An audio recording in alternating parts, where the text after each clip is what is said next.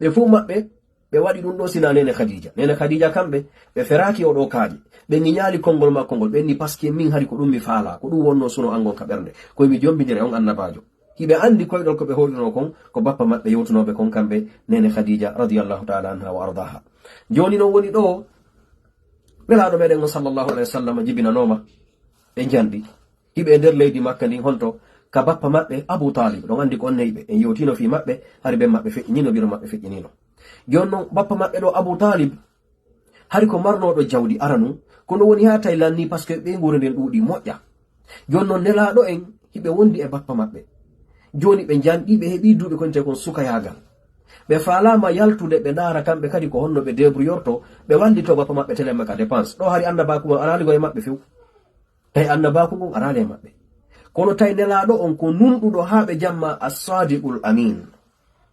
Tay nelaado on ko neddo Allah tagirbe nundal ha yimbe heferabe Makka adul Islam be jammi nelaado on gongo do holnaado tay kala ka arata si wi ama yo yewte si nelaado maki haraylan ni be andi ko gonga si tay da mari jawdi ma goddum ko hulanda fita bonu nabu halfina nelaado sallallahu alaihi wasallam be wi nelaado hari hay mbudi sa addi a jonnibe ado go Islam wonde wolde do ko duwa si yimbe heferabe jammi be as-sadiqul amin gongo do holnido tawi sa addi mudi a habbi halfinibe ko dindi habbuda don tigi dindi adduda nyande aranda do ko din hettata na ya addudo 1 million hande taw ko 20 milji arano ya do 1 million hettara ko 10 milji la ko 20 milji di adduno da din pore on ko habbirno da kun no wadiro da no fab ko non arata hettira be sanzata. Donc taynela don hino ka bappa mabbe kono joni goddo ngala be ala ko be golla riwayaji go no yarbe fuddike aynugol dambi nokkugo kono tayton kanyum kadi marsal. Jon non Abu Talib bappa mabbe ari kanene Khadija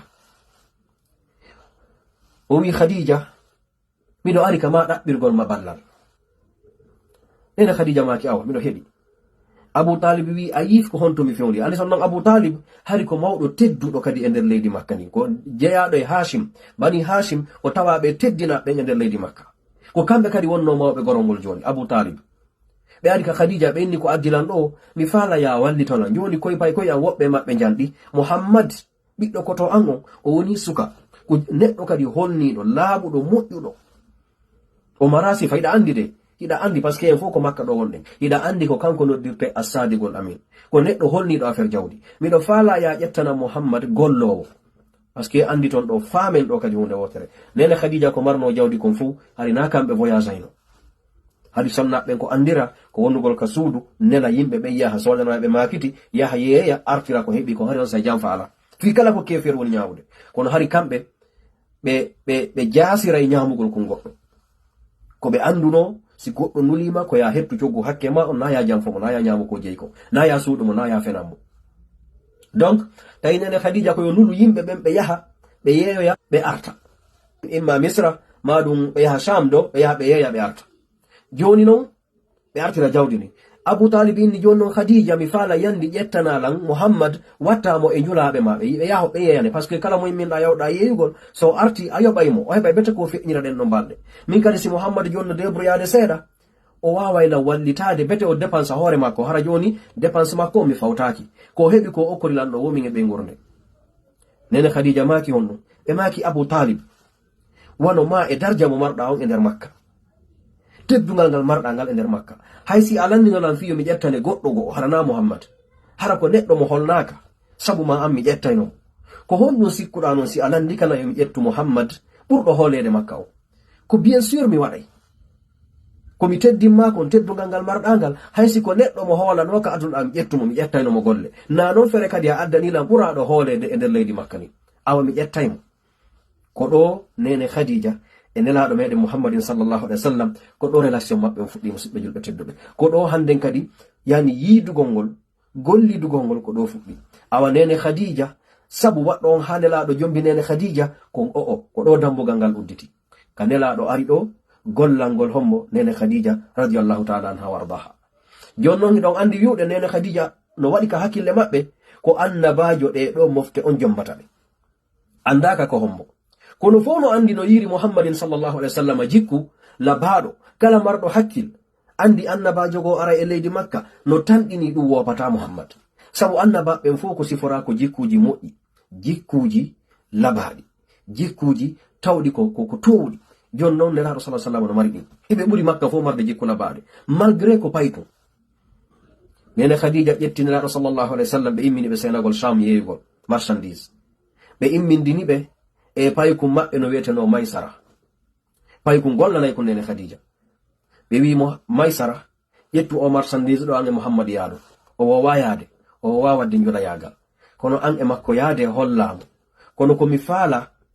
ɓay min komi sonnajo mi wawata jokkugol Muhammadu aynamo komi faala yo yaaruɗo naafitu yo yehenoyam mi faala ya observe Muhammadu moƴƴa ndara kala ko yiwɗa no feƴƴude e laawol ngol e voyage momo kala no yiruɗa jikku makko on andinalan son arti. Mission ma on na yeyidoygol tun e makko, mission ma on ko ya ndarana Muhammad ndara ko façon honɗum e neɗɗo. Subhanallah. Nene Khadija hakkille maɓɓe ɗen déjà no intéressé hembo nelaɗo meɗen Muhammadin salawatu rabbi wa salamuhu alayhi. Ɓe wi fewno ñande ɓe arayno yahugol fuɗɗagol commerce on hari nene Khadija no marno 37 ans. Nelaɗo meɗen Muhammadin sallallahu alaihi wasallam no marno 22 ans. Nelaɗo no mari duuɓi no gaye ɗiɗi. Nene Khadija no mari jelu 37 ans. En ndara ɗon ko duuɓi jelu wonno hakkunde maɓɓe.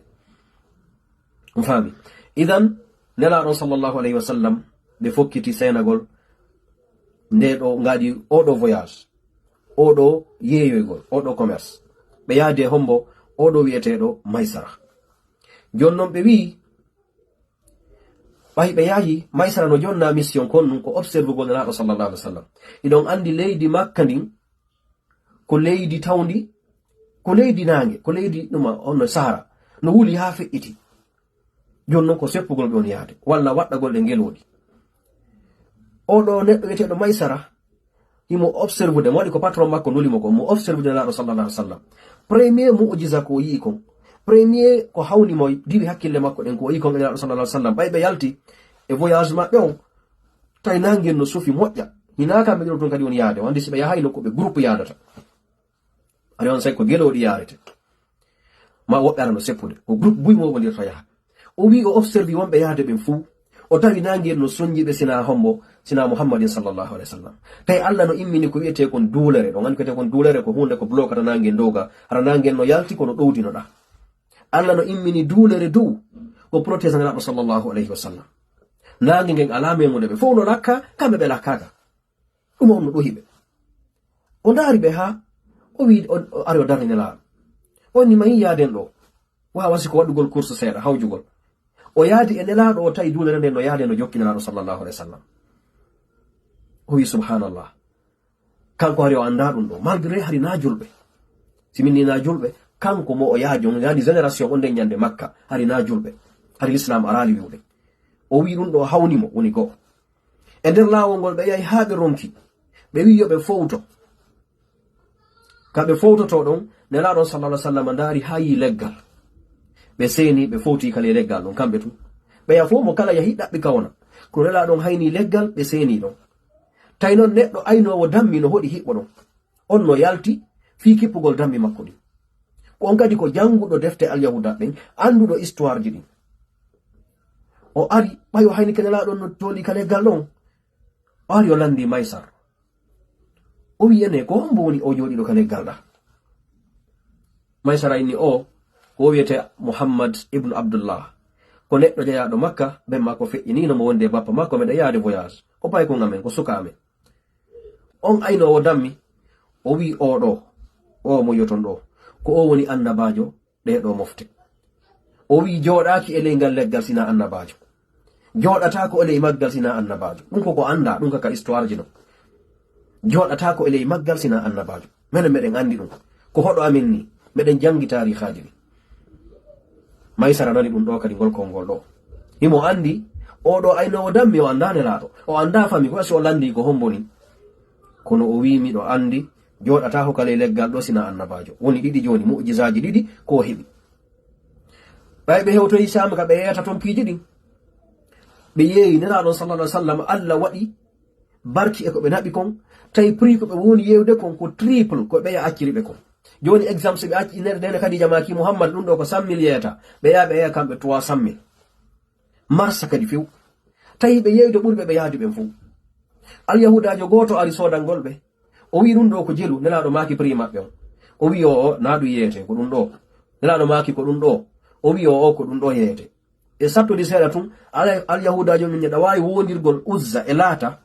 ɗi ko sanamuji tawnoɗi ko ɓurɗi mawnude ɗi ɓe nganoɗi nga suudu kaaba hari ɓura siyankoɓe mara sanamuji ɗi ɓe teddini ɓurno al uzza wal lata wal manata thalisata hari ko ɗi wonno ɓurɗi teddude ɗi e nder makka tay kala makka yankejo si o wonday ko innata o wondiri uzza el laat jonnon oɗo al yahudajo ɓaymo andi nelaɗon ko makka iwri o wi ɗa wawi wondirde laata e uzza wondema oporiɗo ko ɗum ɗo hakkiraɗa ma ɗum wondema ko ɗum ɗo tuwata yeyude ɓay o wiɗo nelaɗo sa sallam ɓe seytini moƴƴa ɓe maki ma sajattu lahuma ha hande mi sujjanali ɗi ko honno mi wondirta ɗi ko honno mi wondirta ɗi ha hande mi sujjanali ɗi ɓay o seytini al yahudajo yi ɗum o andi oɗo ko neɗɗo tawhid ni ko añata ɗi wo komo Allah bugi ka ɓernde muɗum tawhid sina ɗum ɓe mara makka añowo ɗin sanamoji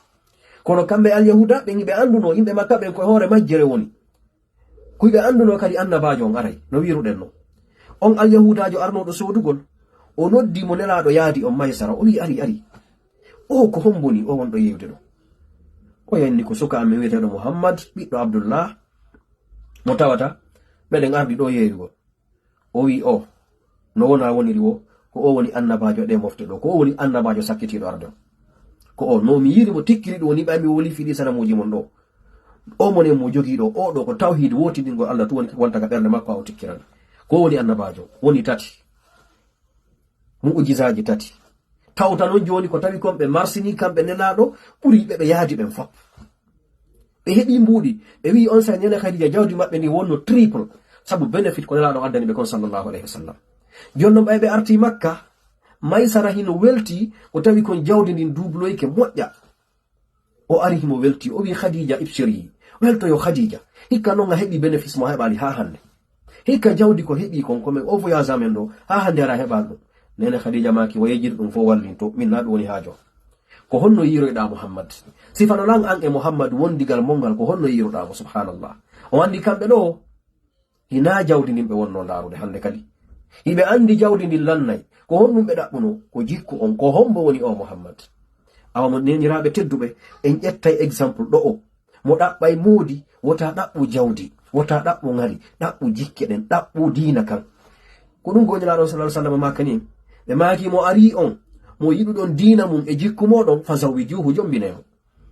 ɗum woni kaka sonnaji woni kaka gorko probléme ji dewle men ɗen hande ko ɓuri kon wallahi ko woni helde dewle ɗen ko pasque ko wonɗen suɓodirde kon ko sabu jawdi sabu ngari sabu visa ji ɗin na sabu Allah ko ɓay himo mari ɓay himo jangi ɓay himo mari diplôme ɓay himo mari ɗum ɗo e ɗum ɗo himo mari future moƴƴo taw noon fitiron fof ko aduna na lahara himo jaari jawdi himo jangi l'islam an himo jangi école kono hunjaki qul huwallahu ahad o sellina fatiha kono noon ko université tel o yalti himo jangi fi tel ko ingénieur o waɗi ko ɗum ɗo o waɗi himo mari mbuuɗi himo gollude golle moƴƴa pe cek makko no janɓi bi rabbil kaaba ko ɗum wona suɓede cande makka jiwɓe ko jiwo labaɗo himo dari himo foti himo mari sukundu kankadi mo jangi moƴƴa mo yahi school namo mi dépendata namo mi dépensata dallo vide ko ɗum wona darede e dewle ɗen joni noon tuma ɗum fuɗɗi lannugol ma mettitugol ma wo hande kadi tawa guere ɗen aray par ce que na jon jikku labaɗo ɗaɓɓuno ɗen na jon dina kan ɗaɓɓuno ɗen ndaare ɗon ene Khadija radiallahu taala anha wardaha hande buysino mari jawdi kaka joma jawdi en ɓe yaata hande hay karamo koɓɓen si ɓe oppitiray ɓiɓɓe maɓɓe ɓen kaka joma jawdi en fanɗi eɓen wiyay ɓe mi ƴettay o ɓiɗɗo am mi okka talibajo wonɗo jangude hayso mara fuy ɓay himo jangude fanɗi emen waɗoɓe ɗum yo Allah artir en e yiɗugol dina kan yiɗa julɓe ɓen tawa na jawdi ndi na sabu goɗɗum on na sabu goɗɗum on nene Khadija ɓe wawno darde les milliardaires de Makka ɓen na are jom bolna fiyo jawdi ndin ɓeydo kono ndaare ɓe weltinirede ɗo wondema hikka heɓi bénéfice ɓen ni wallin ɗum ko honno yiranɗalam Muhammad